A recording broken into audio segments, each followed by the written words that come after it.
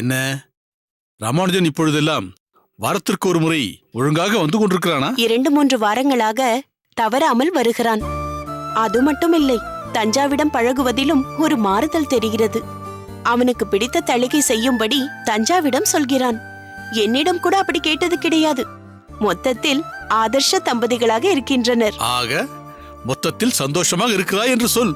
அதை ஏன் கேட்கிறீர்கள் அண்ணா? நீங்கள் சொல்வீர்களே ஆச்சாரியர் அரசனாக இருந்தவர் என்று. அதன் சுகத்தை இப்பொழுதுதான் உணர்கிறேன். அகத்த வேலையெல்லாம் செய்ய மாற்றுப்பெண் பத்தாது என்று சீதன வெள்ளாட்டியும் வந்திருக்கிறாள். தஞ்சாவும் ராமானுஜனும் ஒருவரை ஒருவர் நன்றாக புரிந்து வைத்துள்ளனர். ராஜோபச்சாரத்தில் வாழ்ந்து கொண்டிருக்கிறேன். சொகுசு வாழ்க்கைதான் போங்கள். சோம்பேறி ஆகாமல் இருக்க இவளே ஏதாவது வேலையை கேட்டு வாங்கி செய்தால்தான் உண்டு. ஆமாம், ராமானுஜன் வேதாந்த சாஸ்திரங்களை கற்று முடித்த பிறகு என்ன செய்வதாக உத்தேசம்? அடியேன் சொன்னது நினைவில் இருக்கும் என்று நினைக்கிறேன். திருமலையில் உள்ள பாடசாலை நடத்த ஒரு நல்ல ஆசான் தேவை. அப்பொழுது ராமானுஜன் அதில் அதிக நாட்டம் செலுத்தவில்லை. ஆனால் இப்பொழுது அவன் அங்கு வந்தால் அவனுக்காக பல பணிகள் காத்திருக்கிறது. புரிகிறது. அடியேன் இப்பொழுதெல்லாம் அவன் விஷயங்களில் பெரிதாக தலையிடுவதில்லை. பகவான் அவனை பல திசைகளில் வழிநடத்திச் செல்கிறார். யாதவ பிரகாசரிடம் அவனை அழைத்துச் சென்றதே திருக்கட்சி சுவாமிகள்தான். ஆதலால் அவனுடைய எதிர்காலம் பற்றி அடியேனிடம் சொல்வதை விட நீங்கள் திருக்கட்சி சுவாமிகளிடம் விவாதிப்பதுதான் உகந்ததாக இருக்கும். அவர் எது சொன்னாலும் ராமானுஜன் அதை அனுசரித்து நடப்பான். அடியேனும் அதை பற்றி திருக்கட்சி சுவாமிகளை சந்தித்து பேசலாம் என்று இருக்கிறேன். இருந்தாலும் நீங்களும் இதை பற்றி ராமானுஜனிடம் பேச வேண்டும். அவசியம் பேசிவிடுகிறேன். சுவாமி, சம்பந்தி வருகிறார்கள்.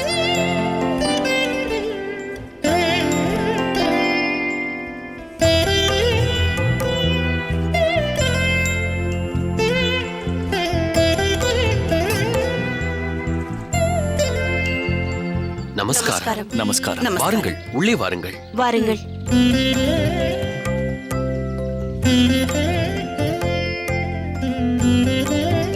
வாருங்கள் ஆறாவதன் சுவாமிகளே, நமஸ்காரம். வாருங்கள். அடடே, திருமலை நம்பி சுவாமிகளா? என்ன ஒரு ஆச்சரியம்! தாங்களும் இங்குதான் இருக்கிறீர்களா? உங்களை பார்த்தால் திருமலையில் உள்ள வேங்கடநாதனையே தரிசித்தது போல் இருக்கிறது. இப்படியே சொல்லிக் கொண்டுதால் எப்படி? நேரடியாக வந்து வேங்கடநாதனை தரிசிக்க வேண்டாமா?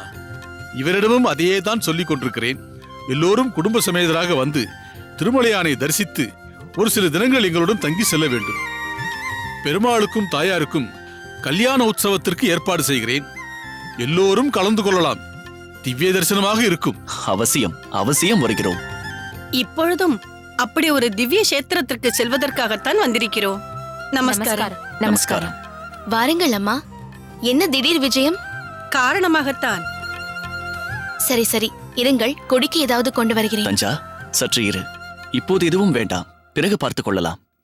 சரி, அமருங்கள்.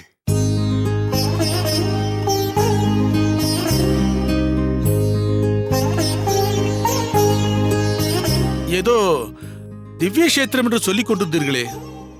ஆமாம், முன்பு காஞ்சிபுரத்தில்தான் கல்யாணம் தடைப்பட்டு போனது இல்லையா? அப்பொழுதே நான் பெருமாளிடம் வேண்டிக் கொண்டேன். அதேபோல் தஞ்சாவிற்கு ஒரு உன்னதமான சம்பந்தம் கிடைத்தது. அந்த வேண்டுதலை பூர்த்தி செய்யும் சூழல் இதுநாள் வரை அமையவில்லை. மாற்றி மாற்றி ஏதோ ஒரு தாமதம். அதனால் இன்று காஞ்சிபுரத்திற்கு சென்று பெருமாளை தரிசித்துவிட்டு வரலாம் என்று தீர்மானித்திருக்கிறோம். உங்களையும் எங்களோடு அழைத்து செல்வதற்காகத்தான் வந்துள்ளோம். இரு குடும்பமும் சேர்ந்து சென்று விட்டு வருவோம். தவறாக எடுத்துக்கொள்ளக்கூடாது. இப்பொழுது வருவது என்பது சற்று கடினம். கோயிலில் பழுது பார்க்கும் பணி நடந்து கொண்டிருக்கிறது. அதனால் அடியேன் இங்கு இருக்க வேண்டிய கட்டாயம். மேலும் அண்ணா இப்பொழுதுதான் வந்திருக்கிறார். அதனால் நாங்கள் வருவது இயலாது. ஒவ்வொருவரும் ஒவ்வொரு காரணம் சொல்கிறீர்கள். நீங்கள் வேண்டுமானால் தஞ்சாவை அழைத்து செல்லுங்கள். அது எப்படி? வகுளா மாமி வந்திருக்கிறார்கள். அவர்கள் வருவதே அபூர்வம். இவர்களை விட்டு நான் எப்படி வருவது? என்ன தஞ்சா, வேண்டுதலை பூர்த்தி செய்து விட்டு வரலாம் என்று சொல்கிறேன். நீ ஏதோ சாக்குப்போக்கு சொல்கிறாய். தஞ்சா, கௌசல்யா மாமி சொல்வது போல் வேண்டுதல் என்று வந்துவிட்டால் அதற்குத்தான் முக்கியத்துவம் கொடுக்க வேண்டும். பகுலா மாமியை எனக்கும் தான் பிடித்திருக்கிறது. வந்து 2 நாட்கள் தான் ஆகின்றன. அதற்குள் பல நாட்களாக பழகியது போல் ஒரு உணர்வு ஏற்படுகிறது. வேண்டுமென்றால் பட்டுவையும் துணைக்கு அழைத்து போயே. அது எப்படி? மாமியும் என்னுடன் வந்துவிட்டால் நீங்கள் தனியாக எல்லா வேலையும் செய்ய வேண்டியிருக்குமே. அதைத்தான் நானும் விரும்புகிறேன். அண்ணாவும் மன்னியும் வந்திருக்கிறார்கள். அவர்களுக்கு என் கைப்பட சேவை செய்ய வேண்டும் என்று இருக்காதா என்ன? நீங்கள் இருந்தால் என்னை எதுவும் செய்ய விட மாட்டீர்கள். 2 நாட்கள் தானே. இதோ இருக்கிறது காஞ்சிபுரம். சென்று விட்டு வாருங்கள். நான் பார்த்துக் கொள்கிறேன். பட்டு, நீயும் சென்று வா. அப்படியா? நானும் போய்விட்டு வரவா? சரி, என்னுடைய முதலாளி காந்திமதி மாமி அவர்களே சொல்லிவிட்டார்கள். நானும் வருகிறேன். என்னம்மா, நானும் அவசியம் சென்றுதான் ஆக வேண்டுமா? ஆமாம், நான் சொல்கிறேன். நாம் போகிறோம். கவலைப்படாதே தஞ்சா, நீ வரும் வரை நாங்கள் இங்குதான் இருப்போம். சென்று விட்டு வா. போதுமா? பகுலா மாமியே சொல்லிவிட்டார்கள். இனி என்ன? புறப்படு புறப்படு.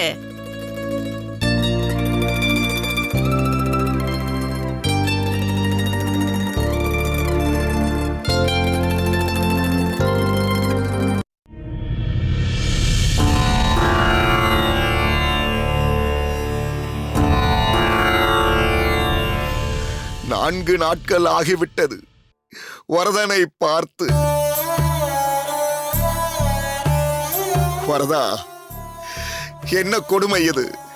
என்ன தண்டனை இது? உன்னை பார்க்காமல், உன்னிடம் பேசாமல் ஏன் இப்படி அடியேனை தவிக்க விடுகிறாய்?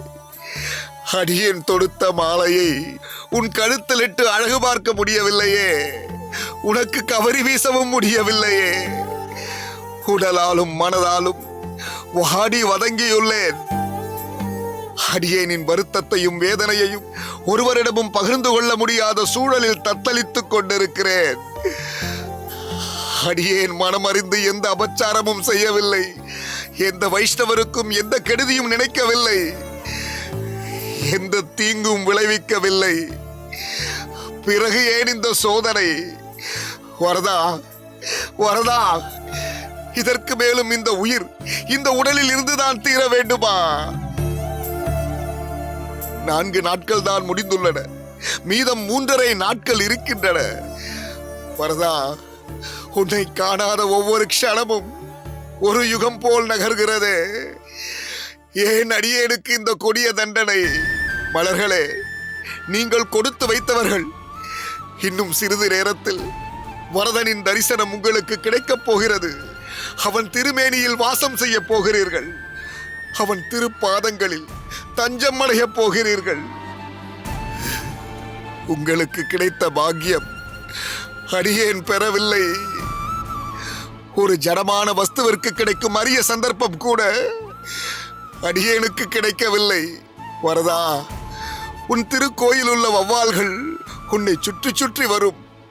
அங்கிருக்கும் எறும்பிலிருந்து யானை வரை, பட்சியிலிருந்து புழு பூச்சி வரை எல்லோருக்கும் கிடைக்கும் தரிசனம் அடியேனுக்கு கிடைக்காமல் செய்து விட்டாயே.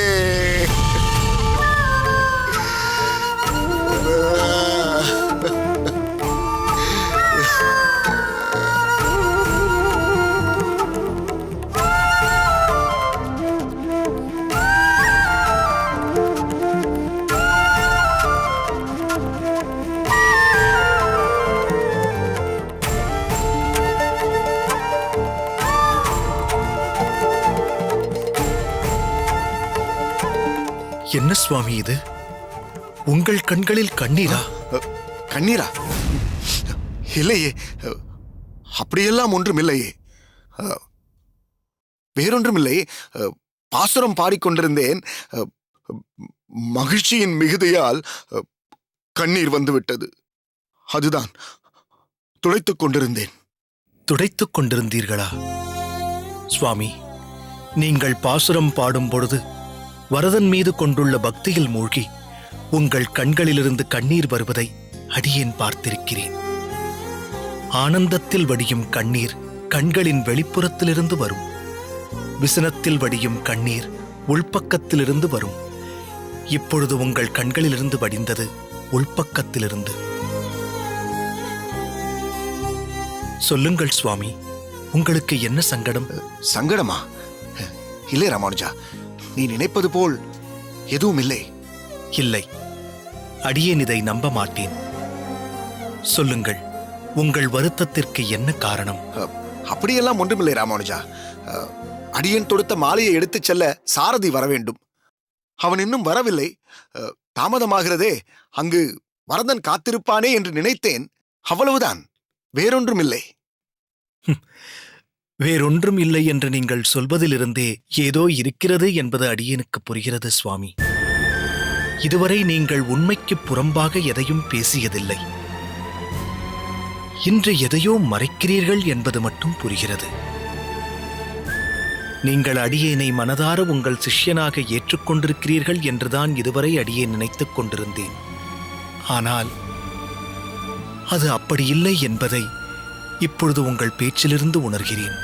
இல்லை ராமானுஜா, நீ அடியேனை உன் குருவாக பாவிக்கலாம். ஆனால் அடியேன் உன்னை அப்படி நினைக்கவில்லை. குரு சிஷ்யன் என்பதை விட ஏதோ ஒரு ஜன்மாந்திர பந்தம்தான் நம்மை இணைத்திருக்கிறது என்று கருதுகிறேன். அது உண்மை என்றால் தங்களை வதைக்கும் கவலையை அடியேனுடன் பகிர்ந்து கொள்ளலாமே. உங்கள் மனதை ஏதோ அரித்துக் கொண்டிருக்கிறது என்று நிதர்சனமாக தெரிகிறது.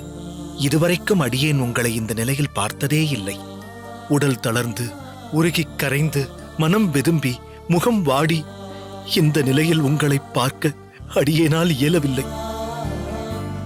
ஆசா பாசம், சொந்த பந்தம் அனைத்தையும் அறுத்தறிய வேண்டும் என்கிறது வேதாந்தம். ஆனால் சில பந்தங்களிலிருந்து விடுபடுவது சுலபமும் அல்ல, சரியும் அல்ல. அப்படிப்பட்ட பந்தம்தான் நம் இருவருடைய பந்தம் என்று அடியேன் உறுதியாக நம்புகிறேன். பல சமயங்களில் அடியேனுக்கு மனக்கலக்கம், குழப்பங்கள் ஏற்பட்ட பொழுது உங்களை நாடித்தானே வந்திருக்கிறேன். சங்கடங்களும் சிக்கல்களும் வந்தபொழுது நீங்கள் தீர்த்து வைத்திருக்கிறீர்கள்.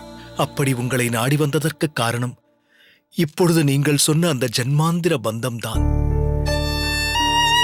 அடியேனும் உங்களை ஒரு குருவாக மட்டும் கருதாமல் அடியேன் மீது அதீத பாசமுள்ளவராகவும் கருதுகிறேன். அந்த பாசமும் நேசமும் உங்களிடமும் பிரதிபலிக்க வேண்டும் என்று விரும்புகிறேன். 4 நாட்களாக ஏதோ ஒரு விஷயம் உங்களை சங்கடப்படுத்துகிறது. அதை நீங்கள் அடியேனிடமிருந்து மறைக்கிறீர்கள் என்பதுதான் உண்மை. அதை அடியேனிடம் பகிர்ந்து கொள்ளக்கூடாதா?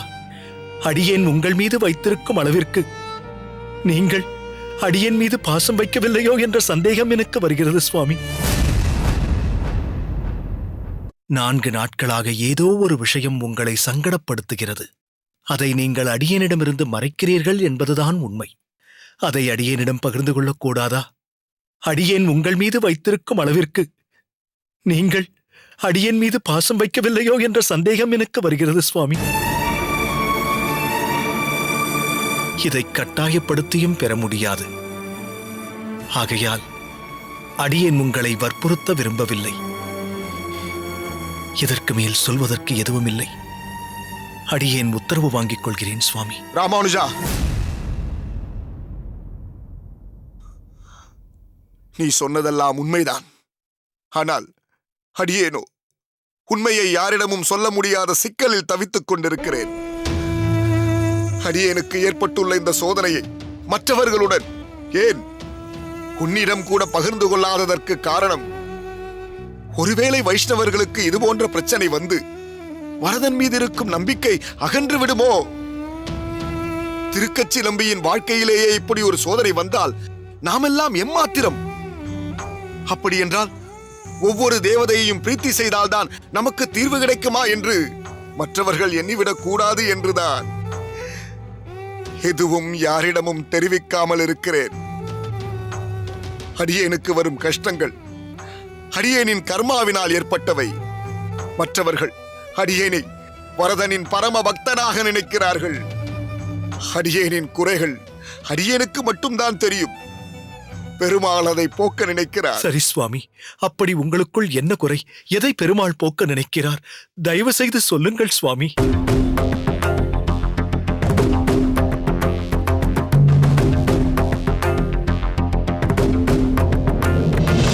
ஏழரை சனியில் பட வேண்டியதை பட்டுத்தானே ஆக வேண்டும் திருக்கச்சி. உனக்கு நான் தீர்மானித்துள்ள கால அளவு நாட்களாக இருக்கிறது. அதாவது என்னை பார்க்காமல் பிரிந்திருக்க போகின்ற நாட்கள் 7.5 நாட்கள். அதற்கு முன்பு என்னை நீ காண வந்துவிட்டால் கால அளவு 7.5 ஆண்டுகளாக முன்பு தீர்மானித்தபடியே நீட்டிக்கப்படக்கூடும்.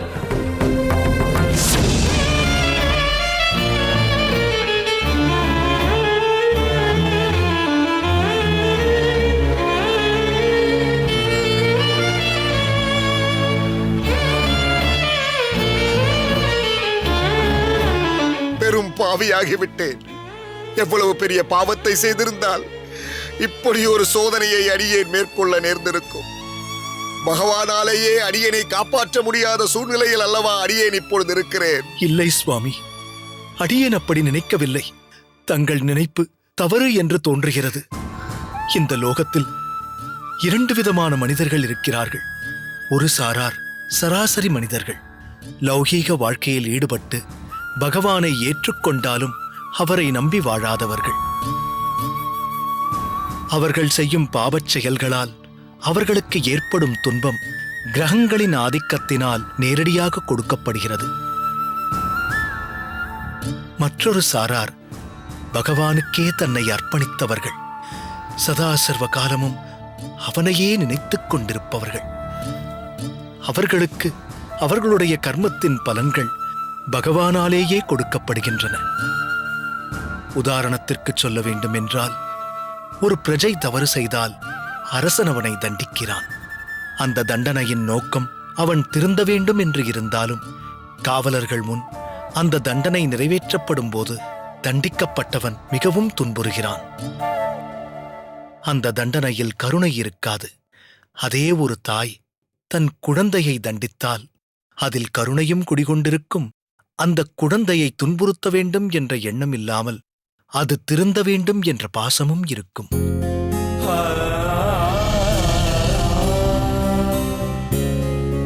இந்த பட்டுவை பார்த்ததுமே எனக்கு மிகவும் பிடித்துவிட்டது. அப்படி என்றால் உங்கள் கூடவே இவளை அழைத்து போங்களேன்.